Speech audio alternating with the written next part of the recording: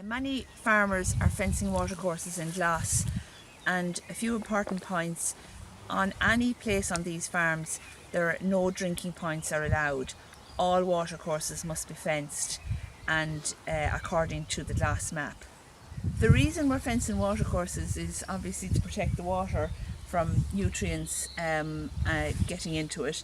So by leaving a margin here, it's like a filter, so that anything in the field has to pass through that before it gets into the watercourse. Also, by fencing it off, the banks are kept, vegetation growing on them, they're kept more stable, and that's really important to prevent silt getting into the river. And silt is a big problem for fish in the river when they're spawning. It silts up and they're not able to lay the eggs if the stony gravel gets silted. The other benefit then of putting the fence 1.5 metres out rather than just on the bank is it creates this fabulous margin here, which again acts as a fringe to prevent polluting material getting into the river, and it is also a very, very important biodiversity strip in its own right. So here we have lots of different flora that are not in the middle of the field.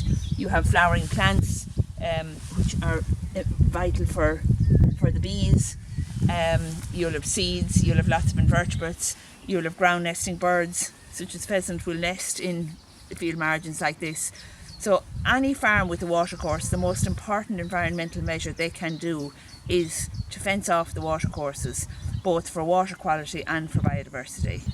In GLAS, fences must be stock-proof and fit for purpose. Whatever animals are on the farm, the fence must keep those animals out of wherever you're fencing off. There is no further detailed requirements other than that the posts must have permanent posts and fit for purpose. If a single strand electric fence like this keeps adult livestock out, that is perfectly adequate, and in my view is the ideal way to manage the margin under the grass, so to keep the wire as high as possible so that the animals can graze in, and then there should be no need for spraying. Higher than you think usually, actually, because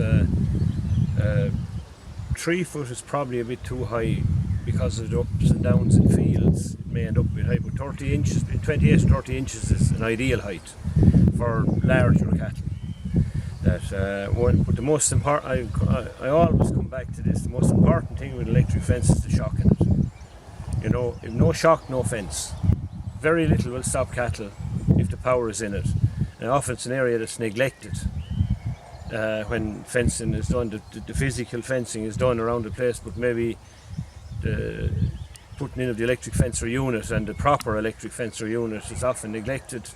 Maybe just got going, and inevitably sometimes it ends up near the milking parlour, which isn't good either, because any earth leakage might end up affecting the stock in the thing. So it'd be better to have your electric fencer away from